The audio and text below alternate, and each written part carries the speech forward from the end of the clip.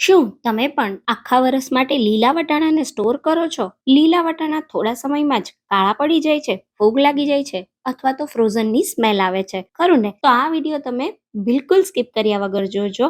આજે આપણે આખા વર્ષ માટે એવા જ કલર અને સ્વાદ સાથે લીલા વટાણાને સ્ટોર કરીશું. અહીં અમે 2 કિલો લીલા વટાણા લીધા છે, જેને આપણે સારી રીતે ફોલી લેશું. લીલા વટાણાના નાના દાણા અને મોટા દાણાને આપણે અલગ રાખવાના છે. આપણે સ્ટોર કરવા માટે ફક્ત મોટા દાણાનો જ ઉપયોગ કરીશું. હવે સૌથી પહેલા બધા દાણા ફોલાઈ જાય ને એટલે મોટા વાસણમાં પાણી ગરમ કરી લઈએ. પાણી ગરમ થાય એટલે એમાં 2 ટેબલસ્પૂન જેટલી ખાંડ ઉમેરીએ. ખાંડ ઉમેરવાથી વટાણાનો લીલો કલર જળવાઈ રહેશે અને સાથે વટાણાની મીઠાશ પણ જળવાઈ રહેશે. હવે ગરમ થતા પાણીમાં લીલા વટાણા ઉમેરી દઈએ અને હાઈ ફ્લેમ પર 2 મિનિટ માટે બાફી લઈએ. 2 મિનિટ જેવા વટાણા બફાઈ અને પાણીમાં ઉપર આવે એટલે આપણે જારાથી બધા જ વટાણાને કાઢી અને ઠંડા પાણીમાં ઉમેરી દઈએ. થોડા આપણા વટાણા ઠંડા થઈ જાય એટલે કોટનના કપડા પર બધા જ વટાણાને ફેલાવીને એકદમ ડ્રાય કરી લેશું. વટાણા સરસ કોરા થઈ જાય પછી કોઈ ઝીપ પાઉચ કે ફ્રોઝન કન્ટેનરમાં હલકા હાથે વટાણાને ભરી દેવાના છે. ઢાંકણ બંધ કરી આ વટાણાને ફ્રીઝરમાં રાખી દો. આખા વર્ષ માટે બિલકુલ ખરાબ નહીં થાય અને આખું વર્ષ તમે લીલા વટાણાનો